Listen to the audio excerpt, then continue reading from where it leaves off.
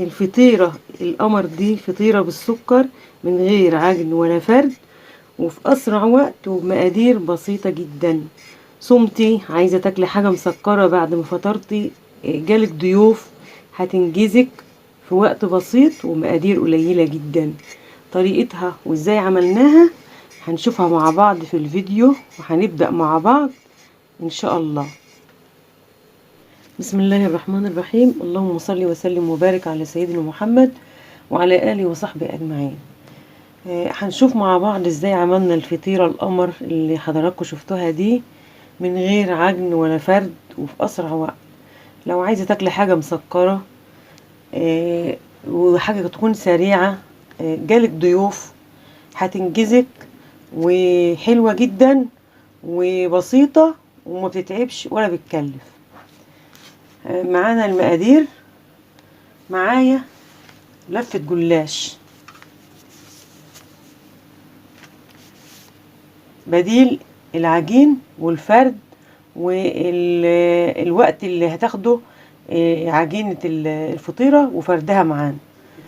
ومعانا نص كوباية سمنة تقل عن النص معلقتين. عايرته النص وبعد ما عايرته شلت معلقتين. لو عايزة تعملي النص كامل اعمليه. طبعا دي سمنة نباتي، لو عندك سمنة بلدي او عايزة او بتحب السمنة البلدي اعملها سمنة بلدي. ومعانا علبة زبادي ومعانا بيكنج باودر. الاول قبل ما نفرد الجلاش هنعمل المهلبية او الحشوة اللي بنحشي بها الفطيرة. معايا على البوتاجاز طاسة او اي حاجة عندك فيها كوباية لبن، ودي التانية.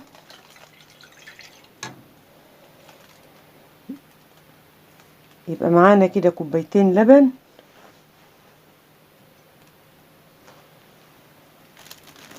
هننزل عليهم ب3 معالق نشا، او لو عندك كاستر حطي كاستر، او نشا على كاستر حطي نشا على كاستر. 3 معالق مليانين. وهنزل عليهم بنص معلقة سكر عشان ما تبقاش مسكرة قوي وتشيل مساخة النشا كده، تبقاش مسخة. وعلى نار هادية هنقلب طبعا الخليط اللي حطيناه ده عشان نعمل مهلبية الحشوة، او لو في كاستر بتعملي الكاستر. تقليب مستمر. بدأت تتماسك زي ما انتم شايفين حضراتكم كده. قلب تقليب سريع ومستمر. نحاول ندخل اللي في الأطراف في نص الطاسة عشان يستوي ما يبقاش صايد. خلاص كده كلها بقت متماسكة واستوت كلها اهي. هنطفي النار وهننزلها في بولة تبرد على ما نفرد الفطيرة.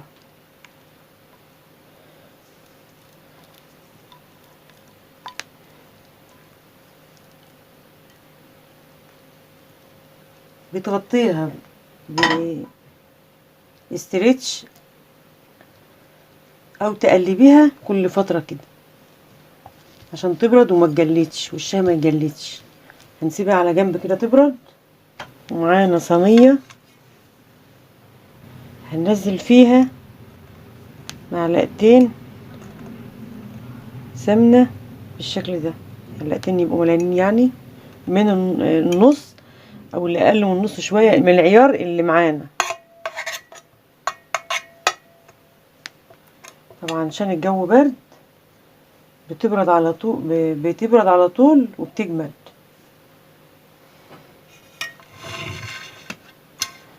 معانا بولة تانية هننزل فيها باقي السمنة.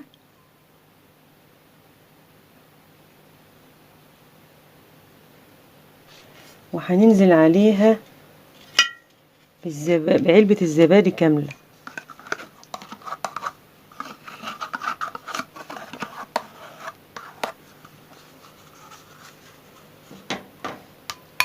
نخلط السمنة والزبادي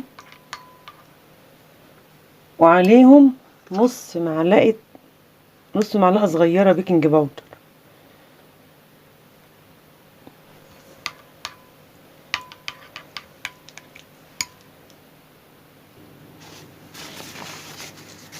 فردت الجلاش، ومعانا الصينية اللي فوق دي كانت لازقة في الورقة، فطبيعي هتبقى مقطوعة. هنسيب دي ونص الصينية ونشوف الورق السليم طلعه. معانا الورقة هنحط نصها في الصينية وتلتها كده بره، يعني اقل من نص شوية في بره الصينية. والتانية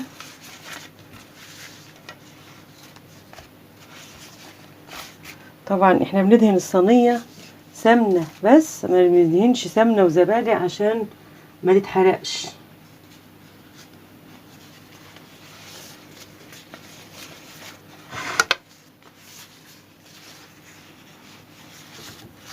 بالشكل ده بنفرد في الصينية لما نغطيها كلها بالجلاش كده، والزبادي والسمنة والبيكنج باودر الخليط اللي عملناه.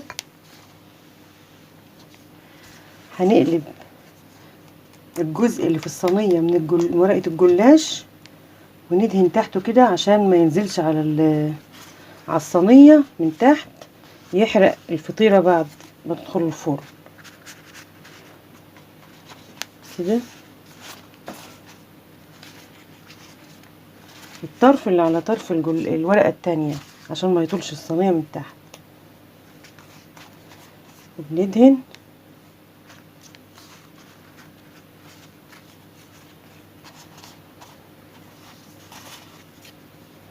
بعد ما بندهن بنجيب اللي اتبهدل مننا ده نكسر ونحطه فوق قلب الصينية من تحت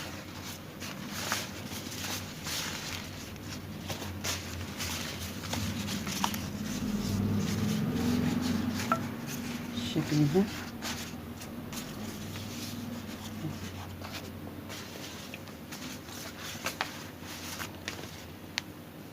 وبندهن طبعا، نقلب اللي قفلتها دي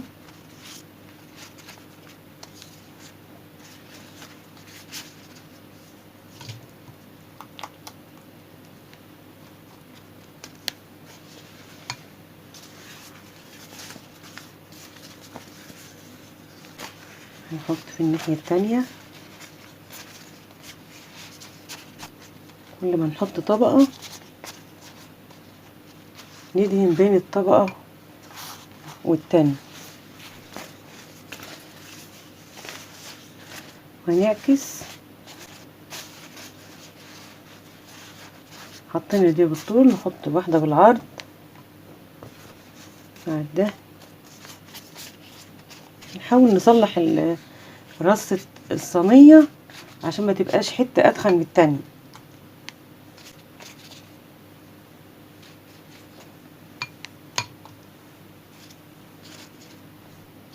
كمان جلاش، وهننزل بالقشطة اللي احنا عملناها للحشو او المهلبية او الكاستر، سميها زي ما تحبي، كل دي اسماء لحشوة الفطير.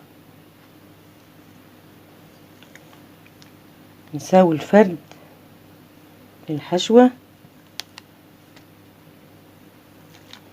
وطبعا بتعملي لو عايزة كمية اكبر من كده بتزودي شوية على حسب الرغبة يعني. ونفرد. هدهن ظهر الاسباتيولا زبدة أو سمنة عشان تمشي الاسباتيولا معايا. حاول ندهن ظهر الأداة اللي بتفردي بيها من الخليط اللي بتدهني بيه بالشكل ده. دهنة بسيطة كده بالفرشة من خليط الجيمبو على المهلبية او الكريمة اللي احنا القشطة اللي احنا بنحشي بيه. نفرد جلاش.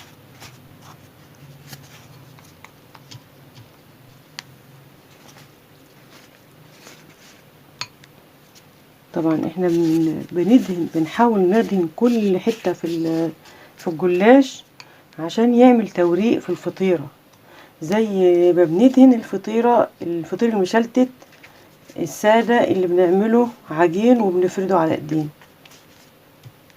بين كل رقة كده بندهن عشان نعمل توريق في الفطيرة، تبقى زي الفطيرة اللي انت عجنها بالظبط.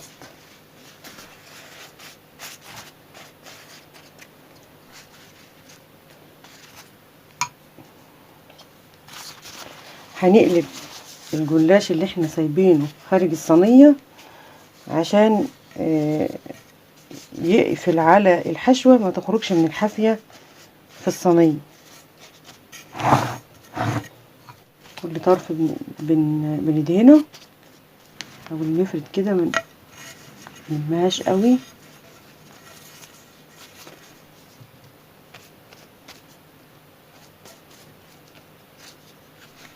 ورقة وبننزلها من طرف الصينية كده من تحت الفطيرة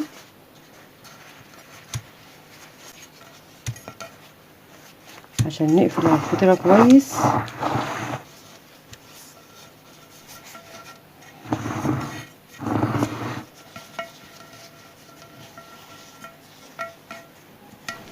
بالشكل ده ندهن.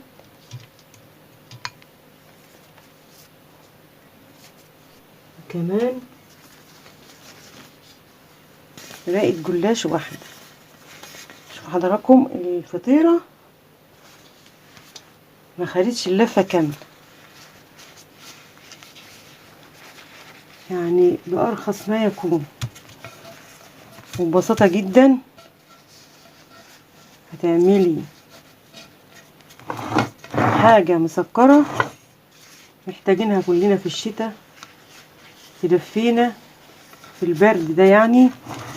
وكمان لو صايمة اتنين او خميس او يعني زي ما ربنا بيقدرنا، بتبقي بعد الفطار عايزة تاكلي حاجة مسكرة، اسرع حاجة تعمليها وتنجزك دي هنسميها المنجزة، الفطيرة المنجزة.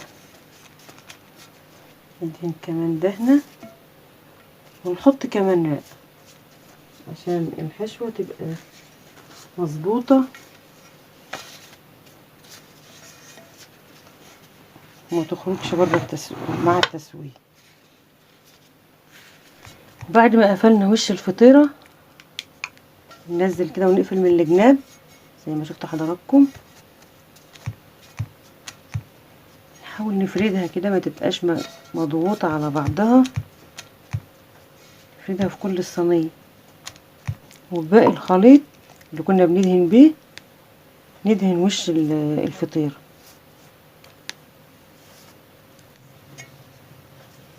بالشكل ده حطها في الفرن على 190-200 درجة. هنحطها على الشبكة بعد ما ننزل الشبكة درجة لتحت، وبنعلي النار شوية مش زي الكيكة بنسيبها 180، لا بتبقى 190-200. لما بتحمر من تحت بنشغل الشواية عشان نحمر وش الفطيرة، ولما تخرج هنشوفها مع بعض ان شاء الله. الفطيرة ما اخدتش ورقة الجلاش كلها، 6 ورقات لسه باقيين من لفة الجلاش، يعني يعملوا فطيرة في صينية اصغر شوية. حاجة بسيطة جدا موفرة عن اللي بتشتريها من بره. لو بتشتريها الفطيرة دي اقل حاجة 100 جنيه الوقت بلف الجلاش، وما خدناش كلها يعني تقريبا خدنا اكتر من النص، كمان ورقتين 3. يعني دي الفطيرة بعد ما خرجت من الفرن ما شاء الله زي الفل. لما احمرت من تحت شغلت الشوايه، خدت لون بسيط كده من فوق، يعني هي كانت احمرت كمان نص حمار.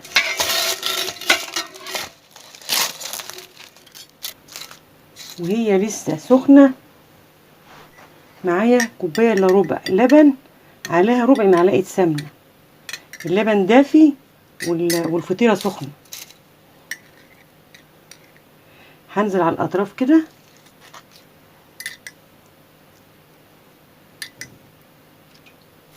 اطري الاطراف.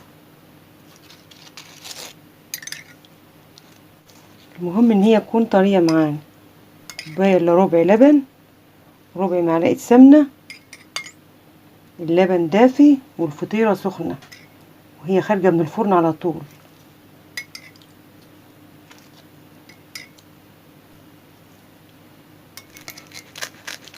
عايزه اقطعها عشان انزل باقي اللبن جوه الفطيره. بعد ما قطعت بالطول طبعا لقيت انا لو كملت تقطيع هتتبهدل، فهنرش الاول سكر بودره، وهننزل باقي اللبن بعد ما نرش السكر عشان السكر ينزل جوه الفطيره باللبن يطريها ويسكرها.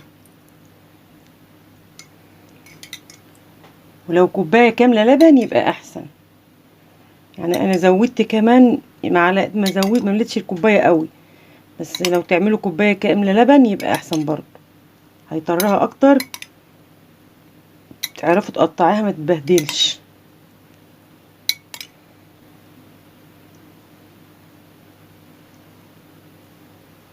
اي مكسرات عندك ممكن تحطها. معايا هنا جوز هند ناعم على خشن او عريض، عايز بيض،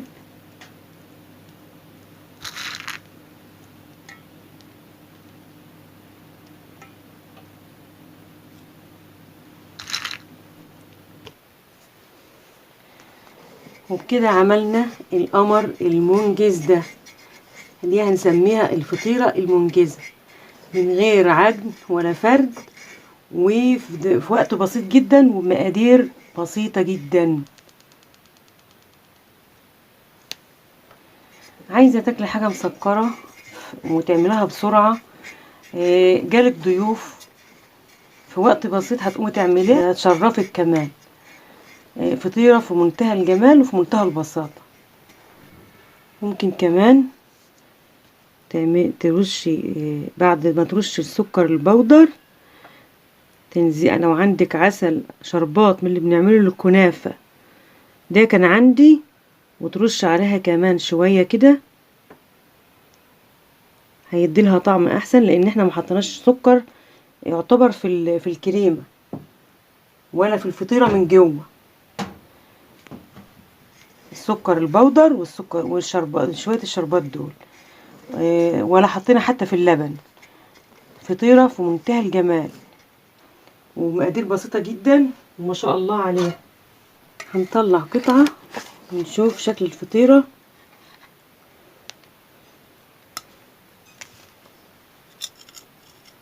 ما شاء الله حلوة جدا والمقادير مظبوطة. الكريمة ده مستواها، يعني حضرتك لو عايزة تزودي او تقللي بيرجع للي تحبيه. ده شكل القطعة اهو، والفطيرة ما شاء الله زي الفل، مش مكلفة. لفة جلاش وكوبايتين لبن، 3 معالق نشا، واقل من نص كوباية سمنة، وعلبة زبادي، ونص معلقة صغيرة بيكنج باودر. بتعملي فطيرة ما شاء الله بالشكل ده حلوة قوي. لو بتشتريها من بره اقل من 100 جنيه مش هتجيبيها. وده شكل الفطيرة. اتمنى ان انتوا تجربوها وتشوفوا حلاوتها ما شاء الله زي الفل. يا رب تعجبكم، والسلام عليكم ورحمة الله وبركاته.